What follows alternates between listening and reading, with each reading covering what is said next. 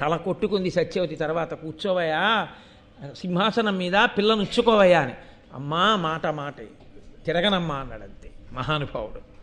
పరిత్యజించాడు అన్నింటినీ.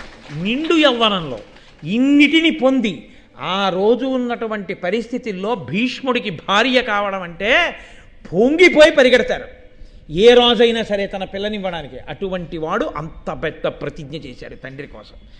వెంటనే ఆయన అన్నాడు, ఓహో నేను రాజ్యం విడిచిపెడితే సరిపోదు, నేను సింహాసనం వదిలేస్తే సరిపోదు, నా బిడ్డలు అలా విడిచిపెట్టరని కదా నీకు నమ్మకం?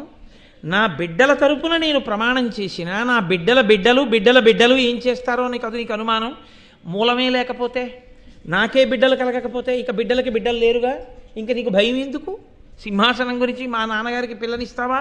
కాబట్టి ప్రతిజ్ఞ చేస్తున్నాను. మళ్ళీ రెండో మాట, ధృతిభూని బ్రహ్మచర్యవ్రతమున్నతి దాల్చితిని ధ్రువంబుగా అనపత్యతయైనను లోకములా యతి బెక్కులు కలవు నాకు అనుభావ్యములై.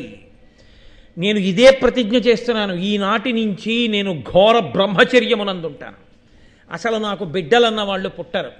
ఏమయ్యా మరి బిడ్డలు లేకపోతే స్వర్గద్వారం చూడడానికి కుదరదు కదా. కాబట్టి నువ్వు ఉన్నత లోకాలకి వెళ్ళవుగా ఎన్ని పుణ్యకర్మలు చేసినా. మరి నీ జీవితానికి ఇబ్బంది రాదా అంటావేమో. నేను చదువుకున్న చదువు, నేను చేసిన తపస్సు వలన నేను అనుభవించడానికి కావలసినన్ని లోకాలు నాకున్నాయి ఇప్పటికీ. కాబట్టి నాకు ఆ స్వర్గం కూడా అక్కర్లేదు. మా నాన్నగారి సంతోషమే నాకు కావాలి. కాదు, వశిష్ఠుడి శాపం అనుభవంలోకి వస్తోంది ప్రతిజ్ఞ రూపంలో. బిడ్డలు ఉండకూడదని కదా శాపం. ఆయన నోటి వెంటే ప్రతిజ్ఞ చేసేశాడు. చేసి నేను బ్రహ్మచారిగా ఉండిపోతాను, ఇస్తావా పిల్లని? అయ్యో పరమ సంతోషంగా ఇచ్చేస్తానన్నాడు. అనగానే ఆయన మీద పుష్పవృష్టి కురిపించారట దేవతలు, ఋషులు అందరూ. తండ్రి కోసం, ధర్మం కోసం సుఖాన్ని విడిచిపెట్టి లోకంలో ఎవడైనా ఏదైనా విడిచిపెట్టేవాడు ఉంటాడు. ఒకటి ఇంత ఐశ్వర్యాన్ని విడిచిపెట్టడం, రెండు అసలు సంసారమే అక్కర్లేదని చెప్పి ఇన్ని ఉన్నా తనకి భార్య అక్కర్లేదని బ్రహ్మచర్యంలో ఉండిపోవడం. ఇది సామాన్యమా? కాబట్టి అంతటి మహానుభావుడయా ఈ భీష్ముడని ఆయన మీద పూలజల్లు కురిపించారు. అమ్మ రామ్మ అన్నాడు.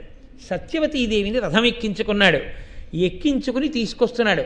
దాశరాజు అన్నాడు, నాకు ఈ విషయం నా కూతురు శంతన మహారాజుకే భార్య అవుతుందని ఎప్పుడూ తెలుసన్నాడు. ఎలా తెలుసని అడిగాడు. ఉపరిచర వసువు నాకు వచ్చి చెప్పాడు. అందుకే నేను అసిత వంశంలో పుట్టినటువంటి దేవలుడు అడిగినా నా పిల్లని ఇవ్వలేదు అన్నాడు.